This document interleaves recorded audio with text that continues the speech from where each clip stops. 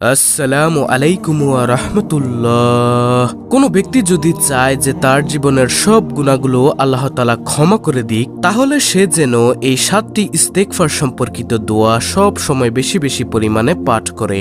আল্লাহ রাব্বুল আলামিন তার জীবনের সব গুনাহগুলো ক্ষমা করে দিবেন ইনশাআল্লাহ। প্রিয় দর্শক, প্রতিটি সেকেন্ডে প্রতিটি মুহূর্তে মুহূর্তে আমরা শুধু গুনাহের কাজ করেই চলেছি। এত গুনাহ করা সত্ত্বেও আল্লাহ রাব্বুল আলামিন আমাদের উপর রাগ করে পানি বন্ধ করে দেন নাই, বাতাস বন্ধ করে দেন নাই, সূর্যের আলো দেওয়া বন্ধ করে দেন নাই।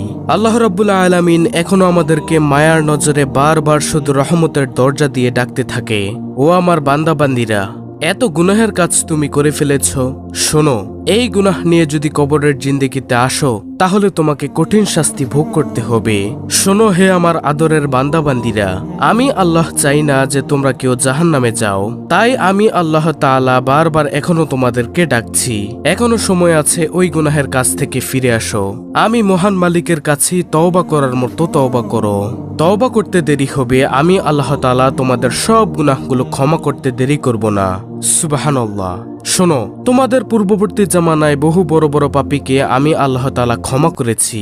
তারা তো ছিল অন্যান্য নবী রাসূলের উম্মত, আর তোমরা তো আমার আখিরি নবীর, আমার বন্ধুর উম্মত। সুবহানাল্লাহ। তো প্রিয় দর্শক, আমার বিশ্বাস যে ব্যক্তি নবীজি সাল্লাল্লাহু আলাইহি ওয়াসাল্লামকে ভালোবাসে, আল্লাহ তাআলাকে অনেক অনেক ভালোবাসে এবং কবরের জিন্দেগিকে যে ব্যক্তি ভয় করে, সে আজকের ভিডিওটি সম্পূর্ণ দেখবে এবং এখান থেকে প্রতিটি ইস্তেগফার সম্পর্কিত দোয়াকে সে সুন্দরভাবে শিখে পরবর্তীতে নিয়মিত এই দোয়াগুলো অবশ্যই পাঠ করবে। আল্লাহ রাব্বুল আলামিন তাকে উত্তম জাযা খায়ের কল্যাণ দান করবেন ইনশাআল্লাহ।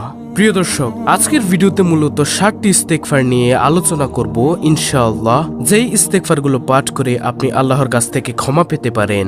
তাহলে চলুন একে একে প্রত্যেকটি ইস্তেগফার সম্পর্কিত দোয়ার সাথে আপনাদেরকে পরিচয় করিয়ে দেই। দর্শক, সর্বপ্রথমে যেই ইস্তেগফারের দোয়াটির কথা বলবো সেই দোয়াটি হলো রব্বানা যালামনা আনফুসানা ওয়া ইল্লাম তাগফির লানা ওয়া তারহামনা লানাকুনান্না মিনাল খাসিরিন। এই ইস্তেগফার সম্পর্কিত দোয়াটি বেশি বেশি পরিমাণে পাঠ করবেন। আল্লাহ রাব্বুল আলামিন আপনার জীবনের সব গুনাহগুলো ক্ষমা করে দিবেন ইনশাআল্লাহ। তাই আমি আবারও বলছি, সর্বপ্রথম নম্বর ইস্তেগফার দোয়াটি হলো রব্বানা যালামনা আনফুসানা ওয়া ইল্লাম তাগফির লানা ওয়া তারহামনা লানাকুনান্না মিনাল খাসিরিন। তো এটি হলো প্রথম নম্বর ইস্তেগফার। দ্বিতীয় নম্বরে যে ইস্তেগফারের কথা বলবো সেই ইস্তেগফারটি হলো সাইয়্যিদুল ইস্তেগফার। নবীজি সাল্লাল্লাহু আলাইহি ওয়াসাল্লাম বলেন, কোন ব্যক্তি যদি সকালবেলা একবার সাইয়্যিদুল ইস্তেগফার পাঠ করে সে যদি সন্ধ্যা হওয়ার আগেই মারা যায় তবে সে জান্নাতি হবে। আবার কোন ব্যক্তি যদি সন্ধ্যাবেলা একবার সাইয়্যিদুল ইস্তেগফার পাঠ করে সে যদি সকাল হওয়ার আগেই মারা যায় তবে সেও জান্নাতি হবে। সুবহানাল্লাহ। আর সাইয়্যিদুল ইস্তেগফারটি হলো আল্লাহুম্মা আনতা রাব্বি লা ইলাহা ইল্লা আনতা খালাকতানি ওয়া আনা আবদুকা ওয়া আনা আলা আহদিকা ওয়া ওয়াদিকা মাসতাতু আউযু বিকা মিন শাররি মা সানাতু আবউ লাকা বিনি'মাতিকা আলাইয়া ওয়া আবউ লাকা বিযামবি ফাগফিরলি ফাইন্নাহু লা ইয়াগফিরুয যুনুবা ইল্লা আনতা। এটি হলো সেই সাইয়্যিদুল ইস্তেগফার। তাই আমরা সকাল সন্ধ্যায় নিয়মিত সাইয়্যিদুল ইস্তেগফার পাঠ করব ইনশাআল্লাহ, যদি জান্নাত লাভ করতে চাই। হযরত আলী রাদিয়াল্লাহু তাআলা আনহুর কাছে এক ব্যক্তি প্রশ্ন করলো, ও আলী, আমাকে ওই ব্যক্তির সম্পর্কে একটু বলুন তো, যে ব্যক্তি বারবার গুনাহের কাজ করে আবার তওবা করে আবার তওবা করে ভেঙে ফেলে, ওই ব্যক্তির কি করা উচিত? আলী রাদিয়াল্লাহু তাআলা আনহু বলেন, ওই ব্যক্তির উচিত যে যতবারই এই গুনাহের কাজ করে ততবারই তওবা করে, তাই না? লোকটি বলল, হ্যাঁ। আলী রাদিয়াল্লাহু তাআলা আনহু বললেন, যতবারই সে তওবা ভেঙে ফেলে সাথে সাথে আবার তওবা করে ফেলা, তাহলে শয়তান এক সময় ব্যর্থ হয়ে বলবে, এই ব্যক্তিকে গুনাহের কাজে মশগুল রাখতে আমি অক্ষম। সুবহানাল্লাহ। একবার হযরত আবু মুসা আশআরী রাদিয়াল্লাহু তাআলা আনহু বলেন, আল্লাহর শপথ, আমাদের মাঝে দুইটি জিনিস ছিল, চিরদিনের জন্য একটি জিনিস আমাদের মধ্য থেকে হারিয়ে গিয়েছে, সেটা হলো রাসূলুল্লাহ সাল্লাল্লাহু আলাইহি ওয়াসাল্লামের উপস্থিতি। আরেকটি জিনিস আজও পর্যন্ত আমাদের মাঝে রয়ে গিয়েছে, সেটা হলো ইস্তেগফারের আমল। যতদিন পর্যন্ত আমরা ইস্তেগফারের আমল করব ততদিন পর্যন্ত আমরা ধ্বংস হব না। যখনই আমরা ইস্তেগফারের আমল বন্ধ করে দিব তখনই আমাদের ধ্বংস অনিবার্য। আশা করি প্রিয় দর্শক বুঝতে পেরেছেন কত দামি একটি আমল হলো ইস্তেগফারের আমল। তাই সকাল সন্ধ্যায় আমরা সব সময় সবচেয়ে শ্রেষ্ঠ ইস্তেগফার সাইয়্যিদুল ইস্তেগফার পাঠ করা অব্যাহত রাখবো ইনশাআল্লাহ। তৃতীয় নম্বরে যে ইস্তেগফারের কথা বলবো সেই ইস্তেগফার সম্পর্কে নবীজি সাল্লাল্লাহু আলাইহি ওয়াসাল্লাম বলেন, তোমরা প্রত্যেক ফরজ নামাজের পর সালাম ফিরিয়ে 3 বার বলিও, আস্তাগফিরুল্লাহ আস্তাগফিরুল্লাহ আস্তাগফিরুল্লাহ। সাহাবায়ে কেরাম রাদিয়াল্লাহু তাআলা আনহু বলেন, নবীজি সাল্লাল্লাহু আলাইহি ওয়াসাল্লাম প্রত্যেক ফরজ সালাতের পর সালাম ফিরিয়ে 3 বার বলতেন, আস্তাগফিরুল্লাহ আস্তাগফিরুল্লাহ আস্তাগফিরুল্লাহ।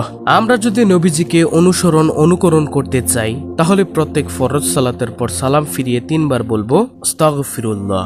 প্রিয় দর্শক, চতুর্থ নম্বরে যে ইস্তেগফারের কথা বলবো সেই ইস্তেগফারটি হলো, নবীজি সাল্লাল্লাহু আলাইহি ওয়াসাল্লাম বলেন, তোমরা বলো, রব্বানা আতিনা ফিদ দুনিয়া হাসানাতাও ওয়া ফিল আখিরাতি হাসানাতাও ওয়া কিনা আযাবান নার।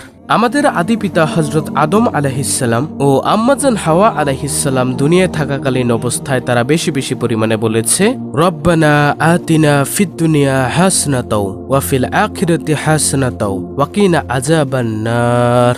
আল্লাহ তাআলার কাছে এই দোয়াটা এতটা পছন্দ হয়েছে যে আল্লাহ তাআলা এই দোয়াটিকে পবিত্র কোরআনুল কারীমের একটি আয়াত হিসেবে দিয়ে দিয়েছেন। তাই আমরা বেশি বেশি পরিমাণে এই দোয়াটা অবশ্যই পাঠ করব ইনশাআল্লাহ। তারপরে পঞ্চম নম্বরে যে ইস্তেগফারের কথা বলবো সেই ইস্তেগফারটি হলো, আস্তাগফিরুল্লাহ রাব্বি মিন কুল্লি জামবি ওয়া আতুবু ইলাইহি। নবীজি সাল্লাল্লাহু আলাইহি ওয়াসাল্লাম বলেন, যে ব্যক্তি বেশি বেশি পরিমাণে ইস্তেগফারের আমল করে আল্লাহ রাব্বুল আলামিন তার সব রকমের বিপদ আপদ দূর করে দেন। সুবহানাল্লাহ। যত রকমের বালা মুসিবত আছে সবকিছু আল্লাহ তাআলা দূর করে দিবেন, তার গুনাহগুলো ক্ষমা করে দিবেন, তাকে নেককার সুসন্তান দান করবেন, গাছগাছালি ফসলাদি ইত্যাদি দিয়ে আল্লাহ তাআলা প্রাচুর্য দান করবেন। সুবহানাল্লাহ। তাই আমরা বেশি বেশি পরিমাণে পড়ব, আস্তাগফিরুল্লাহ রাব্বি মিন কুল্লি জামবি ওয়া আতুবু ইলাইহি। তারপরে ষষ্ঠ নম্বরে যে ইস্তেগফারের কথা বলবো সেটা হলো, রাব্বি গফিরলি ওয়া তুব আলাইয়া ইন্নাকা আনতাত তাওয়াবুর রহিম। প্রিয় দর্শক, আমরা যখন হাঁটি আমাদের পায়ের কাজ থাকে কিন্তু আমাদের অন্যান্য অঙ্গ প্রত্যঙ্গের কাজ থাকে না বললেই চলে। যদি আমরা জবানটাকে একটু নাড়ায়া আমরা যদি পাঠ করতে পারি, রব্বি গফিরলি ওয়া তুব আলাইয়া ইন্নাকা আনতাত তাওয়াবুর রহিম, এই ইস্তেগফারটি আল্লাহ রাব্বুল আলামিন আমাদের জীবনের সব গুনাহগুলোকে মাফ করে দিলেও দিতে পারেন।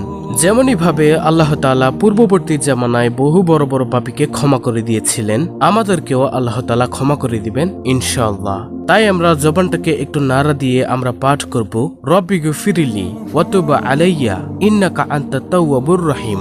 সর্বশেষ সপ্তম নম্বরে যে ইস্তেগফারের কথা বলবো সেটি হলো ছোট্ট একটি ইস্তেগফার, আল্লাহুম্মা গফিরলি।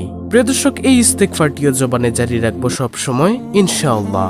যেহেতু জিন্দেগিতে আমরা গুনাহের কাজ কম করি নাই, প্রতিটি সেকেন্ডে প্রতিটি মুহূর্তে মুহূর্তে আমরা গুনাহের কাজ করেই চলেছি, সেভাবে আমরা যখনই সময় পাবো তখনই আমাদের মন থেকে অর্থ সহকারে উপলব্ধি করে আমরা এই ইস্তেগফারগুলো পাঠ করব ইনশাআল্লাহ। রব্বুল আলামিন আমাদেরকে আমাদের ভুলগুলো মাফ করে দিবেন, আমাদের গুনাহগুলো মাফ করে দিবেন এই ইস্তেগফারের আমলের মাধ্যমে। তো এই ছিল আমাদের আজকের ভিডিও, অত্যন্ত গুরুত্বপূর্ণ একটি ভিডিও। ভিডিওটি ভালো লাগলে অবশ্যই চ্যানেলটিকে সাবস্ক্রাইব করে পাশে থাকা বেল বাটন অল বাজিয়ে দিবেন, ভিডিওটিতে একটি লাইক দিবেন এবং কমেন্টে আমিন লিখবেন এবং অন্য মুসলিম ভাই বোনদের কাছে ভিডিওটি শেয়ার করে দিবেন যেন তারাও দেখে শিখে ইস্তেগফারের আমলগুলো করতে